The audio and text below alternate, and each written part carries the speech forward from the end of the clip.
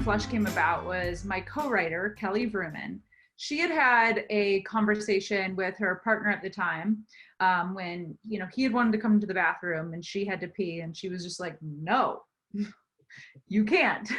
And it brought on like kind of a heated discussion between the two of them. It was their first big fight in their relationship. And, on the other side of it, she came to me because she and I had been talking about coming up with a one location, two person short so that we could create something else together, but not really have to spend much money, self-finance essentially. And she pitched me this idea. And immediately I knew I wanted to make this short, but I thought right away, I was like, hey, what about doing this with two women? It would allow us to explore like some other nuances that wouldn't quite be there in the hetero couple, if you will. It was kind of like 50-50 between us, where the initial seed of the idea came from her. And then I had this idea of making it between two women, and it developed. We passed versions back and forth until we felt like it was ready to shoot. It's common to feel one way or the other. People commonly either feel like, no, like I need this space to myself. You should, like, it is my space. You don't come in here. That's how we keep everything, that's how we keep the mystery. That's how we keep it sexy. And then other people are just like, if you really know and love someone, like you should be able to, be vulnerable around them. And the benefit of being in a really close relationship with someone is that, they can see you in any state. So I found when we show it that people always come up to me and tell me which person they're like. They're like, I'm like Vicki, or I'm like Samantha. But it's pretty equal. There's pretty much a split down the middle of how people feel. We went on a pretty epic search to find the right bathroom to shoot this in.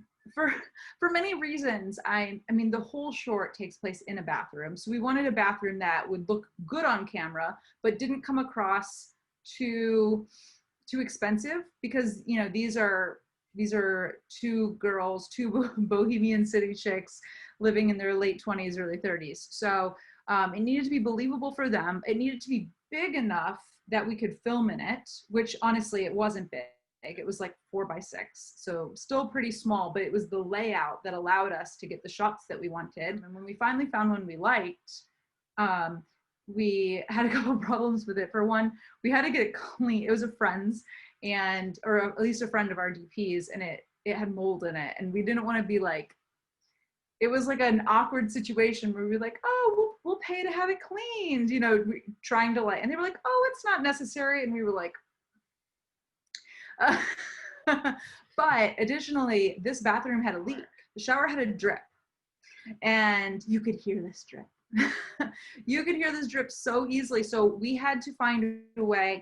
Kelly, my co-writer and my co-producer who starred in the film, she was like searching the grounds of this house to find a place to turn the water off. And we were able to, but that meant that during the scenes there are scenes where the water is supposed to come on. So we had to like time everything perfectly so that we could have the water come on and then turn the water on, but the water would be off during most of the scene because of the sound of the drip.